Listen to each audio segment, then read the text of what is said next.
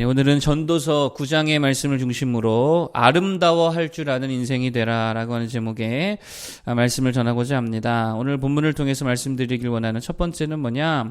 미래는 다 하나님의 것이다 라고 하는 것입니다. 자, 1절 읽어보겠습니다. 1절 9장 1절 시작. 이 모든 것을 내가 마음에 두고 이 모든 것을 살펴본즉 의인들이나 지혜자들이나 그들의 행위나 모두 다 하나님의 손 안에 있으니 사랑을 받을는지 미움을 받을는지 사람이 알지 못하는 것은 모두 그들의 미래의 일들임이니라. 아멘. 자, 여기 핵심이 뭡니까? 미래는 안다는 게 모른다는 거예요. 아무도 알지 못하고 오직 하나님만 아시는 하나님의 영역이고 하나님의 손 안에 있는 것이다 라고 하는 것이죠. 그러므로 미래를 바꾸려면 뭘 해야 될까요? 미래를 바꾸려면 뭘 해야 되죠? 하나님께 맡겨야 되겠죠. 기도해야 될 줄로 믿습니다. 실력을 쌓고 공부하고 그것도 해야 되겠죠. 그러나 무엇보다 더 우리의 미래를 생각한다라고 한다면 하나님께 기도하는 모습이 필요하다라는 것입니다. 왜냐하면 미래는 누구의 것이니까? 하나님의 것이고 하나님의 손에 달려있다라고 하는 것이죠. 비슷한 맥락이죠. 11절도 이렇게 말해요. 11절 한번 읽어보겠습니다. 11절 시작. 내가 다시 해 아래에서 보니 빠른 경주자들이라고 선착하는 것이 아니며 용사들이라고 전쟁에 승리하는 것이 아니며 지혜자들이라고 음식물을 얻는 것도 아니며 명철자들이라고 재물을 얻는 것도 아니며 지식인들이라고 은총을 입는 것이 아니니 이는 시기와 기회는 그들 모두에게 임함이니라. 아멘. 이게 무슨 말이죠? 우리 생각대로, 우리 계획대로, 우리가 가지고 있는 상식대로 된다, 안 된다? 안 된다는 것입니다. 내 생각에는 내가 빠른 사람이 되고 나면 먼저 갈 것 같지만 그렇지 않다라는 것이죠.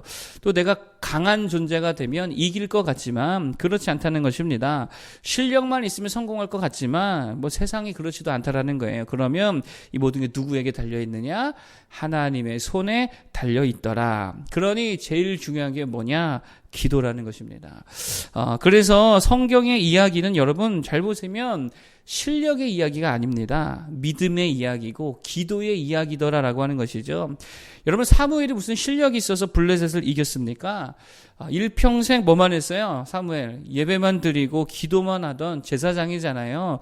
그러니 무슨 군대를 조직하고 훈련시키고 전술과 병법이 있었겠느냐라고 하는 거예요.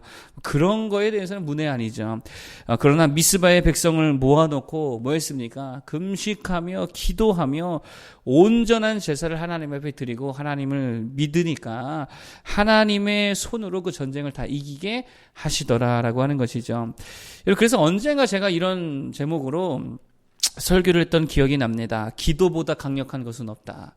기도보다 강력한 것은 없다. 근데 정말 이 말이 맞아요? 들려요? 이 말이 맞지요. 기도보다 강력한 것은 없는 줄로 믿습니다. 지난주에 4D 프로세스 이야기 드렸죠. 4D, 디스커버리, 발견하고, 드림, 꿈꾸고, 디자인, 채우고, 데스티니, 이것을 운명으로 삼자, 지속하자. 오늘도 말씀을 통해서 디스커버리, 발견한 게 뭡니까? 기도의 강력함. 하나님의 손안에 있기 때문에 기도하자. 이걸 발견했으면 꿈꿔야죠. 기도하면 주님이 일하시고, 기도하면 주님이 함께 하시고, 내 미래를 책임져 주심을 꿈꾸는 거죠. 그리고 이제는 디자인, 채우는 겁니다. 뭘로 채워야 됩니까?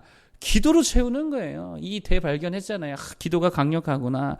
그럼 기도로 내 삶을 다 채우고 기도를 내 삶의 운명으로 삼아 정말 내가 기도자 되겠습니다. 하나님이 책임져 주시는 그 미래를 꿈꾸며 기도하는 인생이 되겠습니다. 그렇게 기도로서 나아갈 수 있는 우리 모두가 되길 바랍니다. 그러면 그 놀라운 주님의 역사가 내 삶에 이루어지게 될 줄로 믿습니다. 자, 본문을 통해 두 번째로 말씀드리기 원하는 것은 뭐냐면 주님 안에서 좀 누릴 줄 아는 자들이 되자라고 하는 거예요. 누릴 줄 아는 자들이 되자. 자, 4절부터인데 4절과 7절만 읽어보겠습니다. 4절과 7절 시작. 모든 산자들 중에 들어있는 자에게는 누구나 소망이 있음은 산 개가 죽은 사자보다 낫기 때문이니라. 7절 시작. 너는 가서 기쁨으로 내 음식물을 먹고 즐거운 마음으로 내 포도주를 마실지어다. 이는 하나님이 내가 하는 일들을 벌써 기쁘게 받으셨음이니라. 아멘. 자, 4절이 말하는 게 뭐예요? 죽은 자보다 무조건 살아있는 게 낫다라고 하는 거죠. 뭐 아무리 뭐 잘나고 뭐 해도 죽으면 아무것도 아니잖아요. 죽으면 뭐 아무것도 없으니까. 따라서 살아있는 생명이 훨씬 더 복되다라고 하는 것이죠. 그렇기 때문에 우리가 그 살아있음을 좀 누릴 줄 아는 자들이 되는 것, 그것도 하나님께서 주신 일종의 축복이다라고 하는 것입니다. 생명을 누리자라고 하는 것이죠. 그러면 생명을 누린다는 게 무슨 말이에요? 아름다워할 줄 알라라고 하는 것입니다. 제가 이렇게 좀 적용을 해봤어요. 아름다워할 줄 아는 거, 이게 누리는 거죠. 저는 이게 정 복되다고 생각하는데 하나님께서 허락하신 것들을 아름다워할 줄 알자라고 하는 거예요. 그게 진짜 누리는 삶이라는 것입니다. 어떤 것을 우리가 아름다워할 줄 알아야 됩니까? 먼저는 자연을 보면서 아름다워할 줄 알아야지요. 나중에 인간의 존엄에 대해서 글을 쓰신 분이 계신데, 그분이 어릴 때 자신이 그 인간의 존엄에 대해 생각하게 된 계기가 있다 그래요.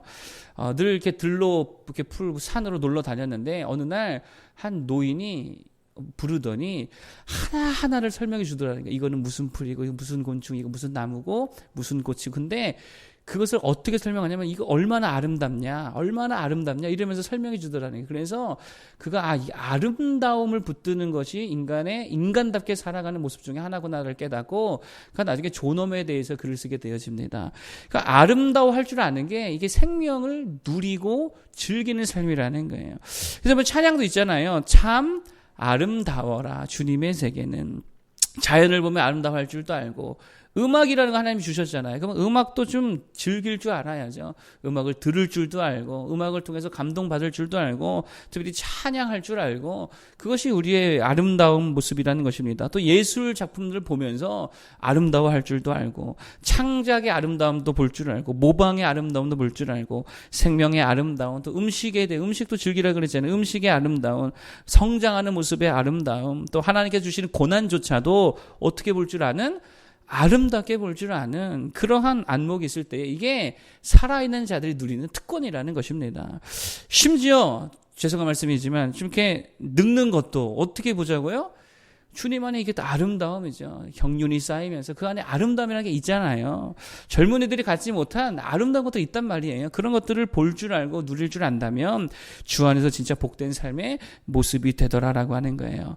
자, 그런데 아름다워할 줄은 모르고 모든 것을 다 그냥 경제 논리로만 보고, 모든 것을 어떤 기능으로만 보고, 모든 것을 그래서 불평하고 불편해하고 불만만 가득하다면 그게 진짜 불행한 인생이 된다라는 것입니다. 내가 하는 일에 대해서도 하나님이 주신 일이잖아요. 그러면 단순히 돈 버는 일이라고 보는 것이 아니고, 참 멋진 일을 내가 하고 있구나, 아름다운 일을 하고 있구나, 우리가 그런 관점으로 바라보게 될 때에 참 아름답고 복된 인생이 되는 줄로 믿습니다. 주님 주신 생명을 좀 누릴 줄 아는 자들 되길 바라겠습니다. 아름다워할 줄 알기를 바랍니다. 그래서 기쁘고 즐거운 늘 감사가 넘치고 감동이 있고 설렘 가득한 인생 되기를 축복합니다. 자, 마지막 세 번째로 말씀드릴 게 뭐냐? 세상에 이름 남기려 하지 말고 하나님 앞에 이름을 남겨라 라고 하는 것입니다. 자, 13절 보겠습니다. 13절. 자, 13절 이하인데요. 한번 쭉 볼까요? 16절까지 한번 쭉 보겠습니다. 시작. 내가 또 해 아래에서 지혜를 보고 내가 크게 여긴 것이 이러하니, 곧 작고 인구가 많지 아니한 어떤 성읍에 큰 왕이 와서 그것을 에워싸고 큰 흉벽을 쌓고 치고자 할 때에 그 성읍 가운데에 가난한 지혜자가 있어서 그의 지혜로 그 성읍을 건진 그것이라. 그러나 그 가난한 자를 기억하는 사람이 없었도다. 그러므로 내가 이르기를 지혜가 힘보다 나으나 가난한 자의 지혜가 멸시를 받고 그의 말들을 사람들이 듣지 아니한다 하였노라. 아멘. 자, 여기 보면 한 작은 성읍이 나오는데, 그 작은 성읍을 큰 왕의 군대가 둘러싸였다라고 하는 거죠. 그래서 그 작은 성읍이 무너질 위기에 있었다는 거예요. 자, 그런데 그 성읍 안에 누가 있었대요? 가난한 지혜자가 있었다라는 것입니다. 그래서 그 지혜자의 지혜로 인해 구원을 얻게 되었다라고 하는 것이죠. 자, 그런데 문제가 뭐냐? 이 가난한 지혜자를 사람들이 기억해 주지를 못하더라라고 하는 것이죠. 도대체 전도서의 기자가 이 이야기를 왜 쓴 걸까요? 가난하게 살지 말라는 건가? 아니면 지혜가 있어도 건져주지 말라는 건가? 알아주지 못하니까? 그런 게 아니죠. 그게 아니라 사람들에게 기억되는 인생 되려고 하지 말라, 뭐 그런 거 아니겠습니까? 사람들을 신경 쓰려고 하면 지혜자가 되기보다는 부한자, 권력자가 돼야 될 거 아니에요.